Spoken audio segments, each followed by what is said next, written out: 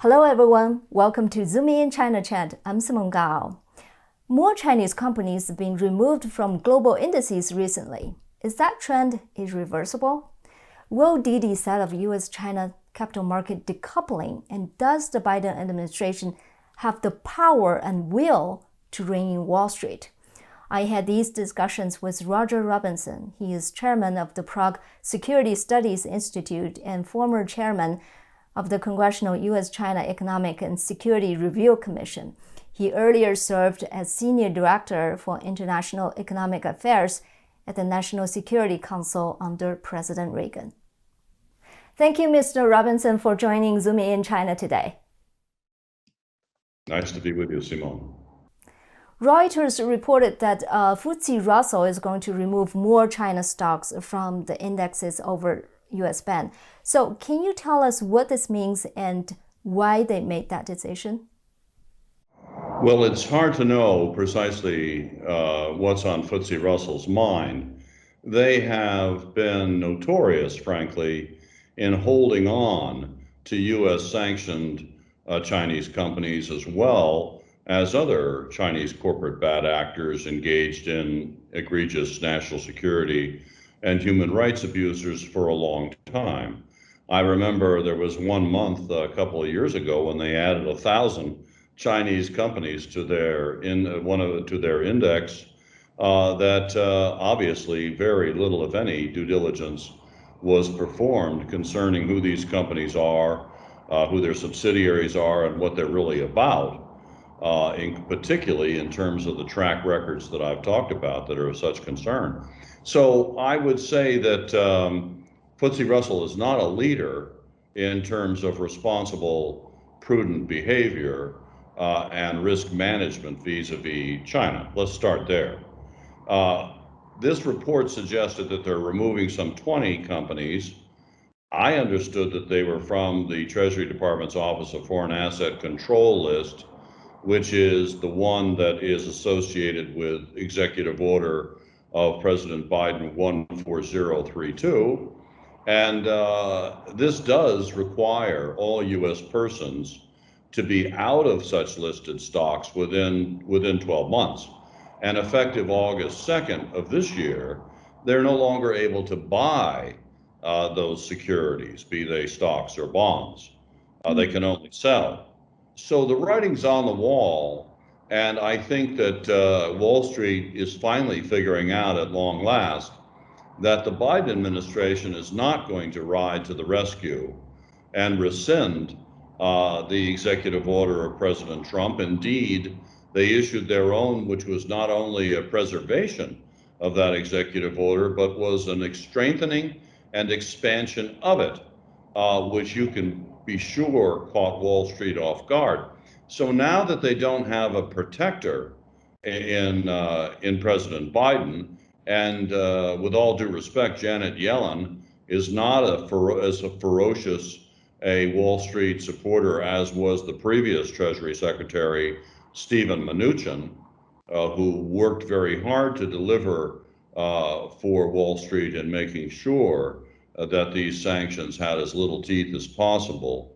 That's not going to be as easy for Secretary Yellen. So I think that FTSE Russell may understand, finally, that the writing is on the wall and that they're going to start to do reputational damage to their brand. After all, we have to understand that the companies that they hold in their indices are associated in part with aiding and abetting genocide, with equipping concentration camps, with being responsible for funding advanced weaponry, later to be used by the PLA to target US forces, including submarine-launched ballistic missiles targeting American families. I don't think if you're an index provider in the United States, or for that matter, a fund manager like a BlackRock or a Vanguard, you have in mind advertising that you're holding these types of Chinese companies. So at long last, we seem to be making progress there, but much more needs to be done. I mean, 20 companies is a drop in the bucket compared to what's required. So I think the key here, Simone, is that we watch this space closely and judge these companies on what they're doing as opposed to what they're saying. So Right. we'll see. Right. Yeah. Even with that action, some Chinese companies that are on the Commerce Department's entity list are publicly traded on the U.S. stock exchange for many years, and we've been talking about that for years. What is the situation now? Well, it's not good. The truth is that Wall Street has basically stonewalled or ignored the entity list since the inception of the capital markets issue back in March of 2019, when we first brought this to public awareness out of our firm. And as a result, they're still holding companies that are on the entity list and are there because of egregious national security and human rights abuses. For example, at the end of June of this year, as you know, 5 polysilicon companies of China were placed on the entity list. Why?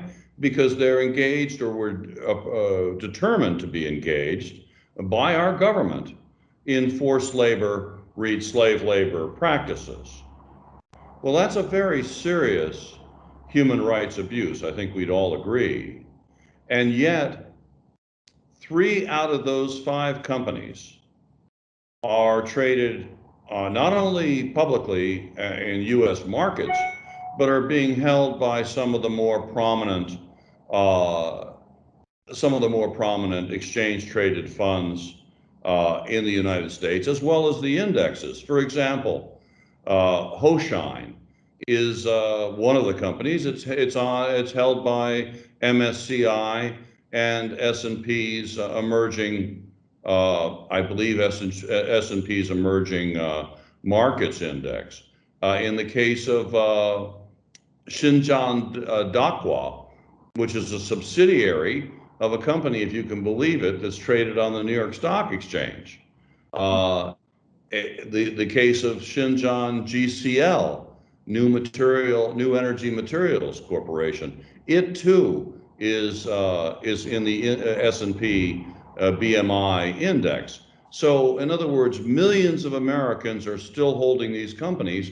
And I think the glaring inconsistency now, Simone, is that you can be on the entity list, which basically prohibits the sale of U.S. equipment, technology, services, and components to those companies because of these serious offenses. And yet, they're free to fundraise in the U.S. capital markets. They're free to be traded. They're free to be included in indices and exchange-traded funds. They have all the prestige associated with being in the world's deepest and most voluminous markets, which, as you know, is a favorite of Chinese companies. So they're being rewarded at the same time as they're being penalized. And Right. that is a major concern that has to be corrected, if not by the administration, then by the Congress. Yeah. So this problem continued from the Trump administration into the Biden administration. What is the real cause of it? It's just the interagency communication problem, or is there any bigger problem that caused this? And what do you think the possibility of this problem being solved during the Biden administration? I think the chances of it being resolved are pretty good because simply it's politically unsustainable. It can't withstand the light of day. You can, on the one hand, deny American equipment and technology, but allow tens or scores of millions of Americans to be funding those companies unwittingly in their investment portfolios and retirement accounts at the same time. If they don't get that this is a glaring problem, then the Congress and the media surely will. So I just don't think it's sustainable, but it does have those in Congress concerned about this. I think going forward increasingly with legislation that says if you're one of the 300 or so Chinese companies on the entity list, then you can forget about having the privilege and advantages of accessing the US capital markets and raising funds there and trading there, et cetera. So that day is coming, but as you know, this has been a very slow moving train in many respects, because again, the capital markets never saw the light of day in US policy for better than 20 years prior to 2019. And it was only when it was the thrift savings plan was going to be adulterated with Chinese companies that were, again, guilty of human rights and national security violations that the President of the United States stepped in this case, the previous administration, and said, no, that's not happening. We're not going to have the American military and State Department human rights champions holding companies in their federal retirement account that are aiding and abetting these kinds of activities that are building the weapons designed to kill Americans, that are engaged again in genocide and concentration camps, when you spend your life fighting for human rights as a government servant and employee. That's not on, Simone. And Right. so that got the ball rolling. But as you can see, remember, Wall Street, we're talking tens of trillions of dollars lobbying against this, trying to slow it down, trying to narrow it, and even trying to derail it entirely. And we'd be remiss if we forget that. Right, right. So this is not an interagency communication problem. It is the power of Wall Street. Okay, next, I know you spoke highly of President Biden's executive order on restricting U.S. investment in Chinese companies that are in the surveillance technology sector, but only surveillance. Don't you think the scope is too narrow? Oh, I do. I agree with you completely. And it shows very clearly in the example I gave you earlier concerning the 5 polysilicon companies engaged in forced labor. Well, the reason that they never got on the cap market sanctions list, which is, of course, the OFAC list of the Treasury Department, is because they weren't in the technology surveillance sector.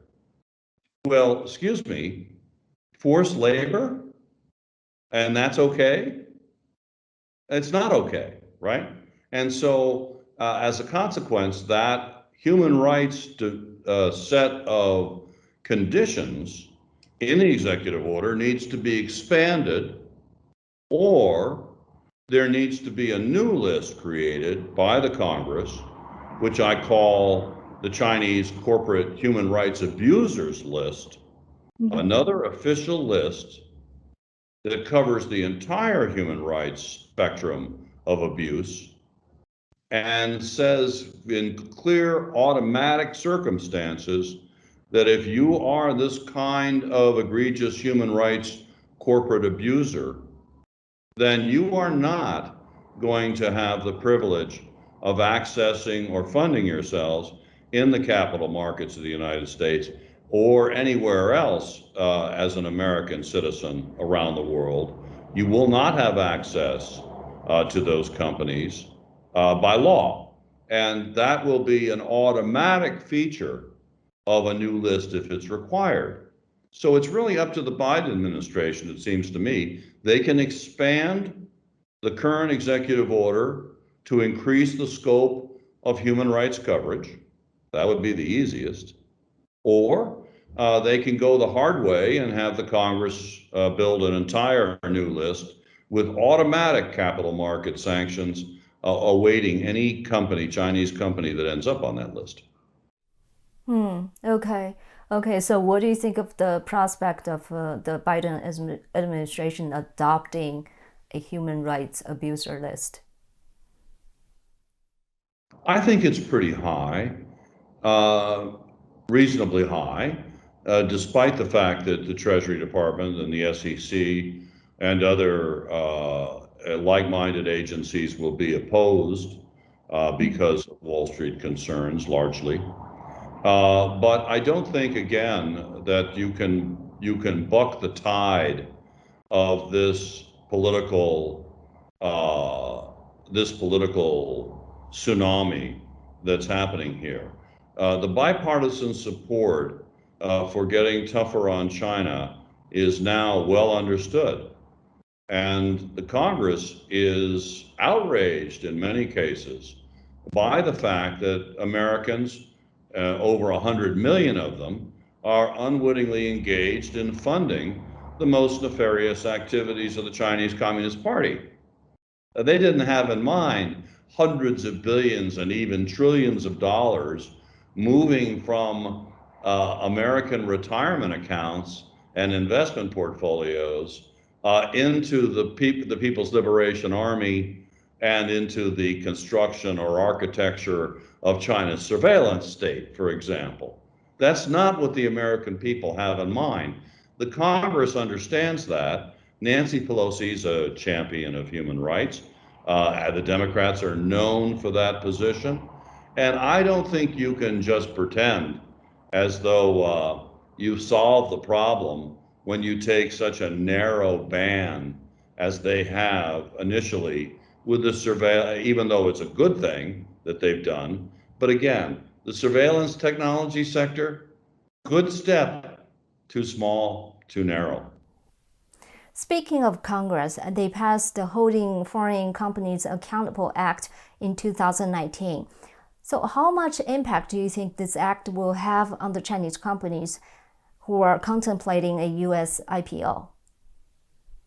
Well, it should concern them greatly, Simone, because there's two forces at work here. The Chinese Communist Party, for their part, are in effect cracking down on Chinese companies seeking to list in the U.S. Perhaps they know that that's something we don't, which is they're not ever going to allow Chinese audited companies to be subject to review by the Public Company Accounting Oversight Board of the United States. They've made plain that they have no intention of ever allowing our auditing entity to engage in reviewing their audited companies.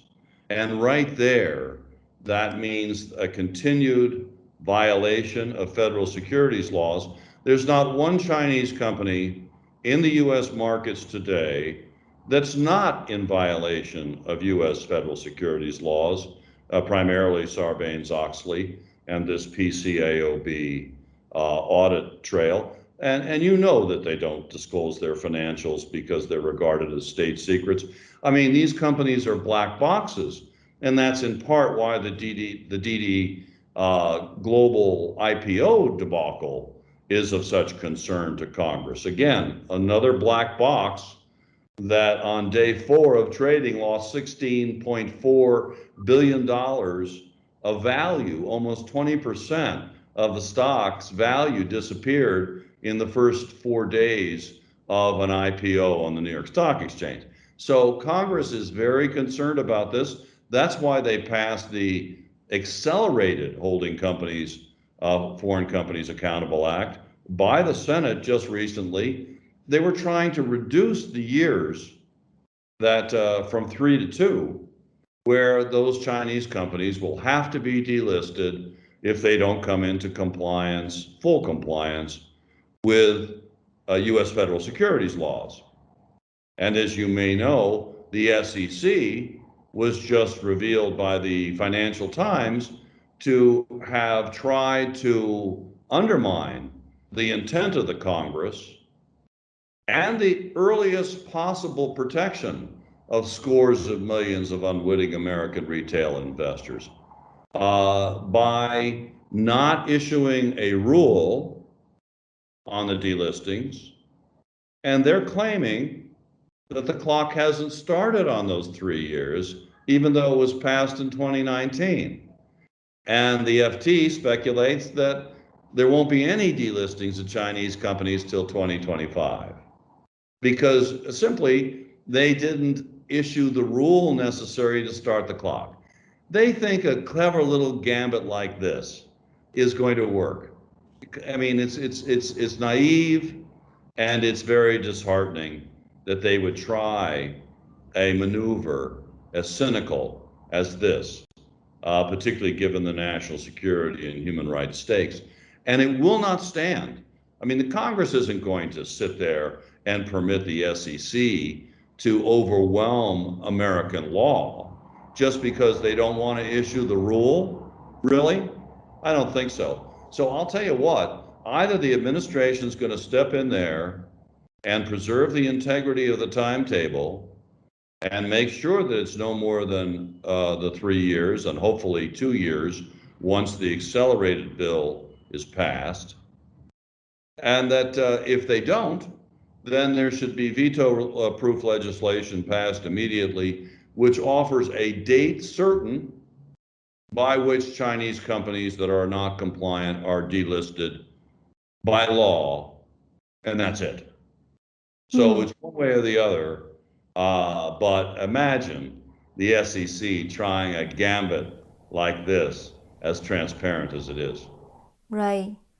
Just out of curiosity, when do you think the Holding Foreign Companies Accountable Act will be fully implemented?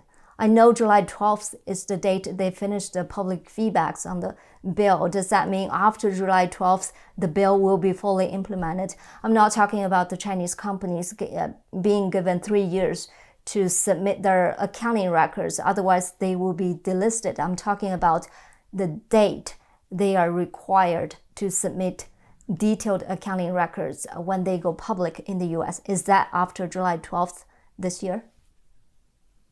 That's not my understanding. My understanding of the original bill, the Holding of Foreign Companies Accountable Act, passed at the December 2019, I believe it was, unanimously by the House and Senate, I might add, called for the clock to start on the 3 years within 90 days of enactment of that legislation coming into law, which would obviously create a date years before 2025, right? So it would be 2020, should be 2023, worst case. And with the new bill that's been already gone through the Senate, it'd be 2022. So this is not going to be left to the SEC. I don't know where they think that they can step in and take over and deliberately undermine the will of the Congress and American law.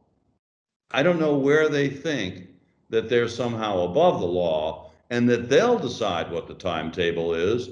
And if they want to keep Chinese companies in the US markets against the law, they'll do it till 2030 or 2035.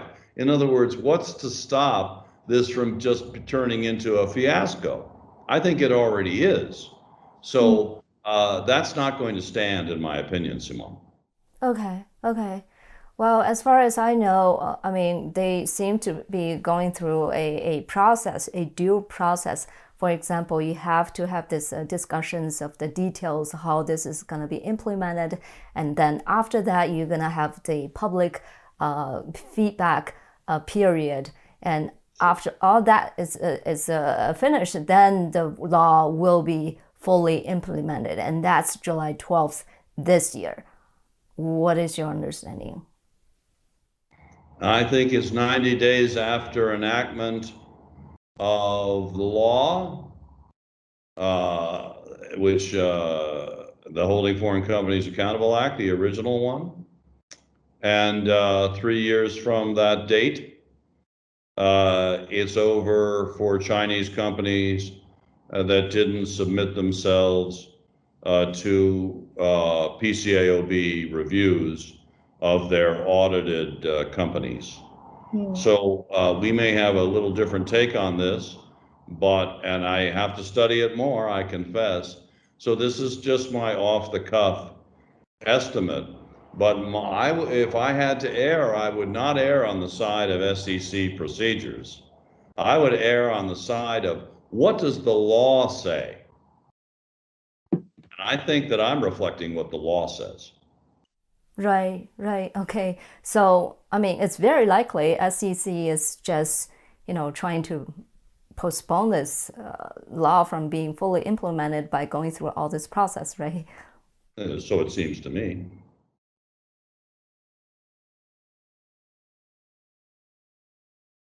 This concludes our program for today. Please like, share, and subscribe to our channel if you like our production. Also, please sign up for my membership website. We will provide video, audio, and transcript of our shows. There will also be member-only articles and in-depth report and live Q&A with me. The website is zoomingin.tv, $5 a month or $50 a year. You can also donate to me on my website, zoomingin.tv. Thanks for watching. I'm Simone Gao, and I'll see you next time.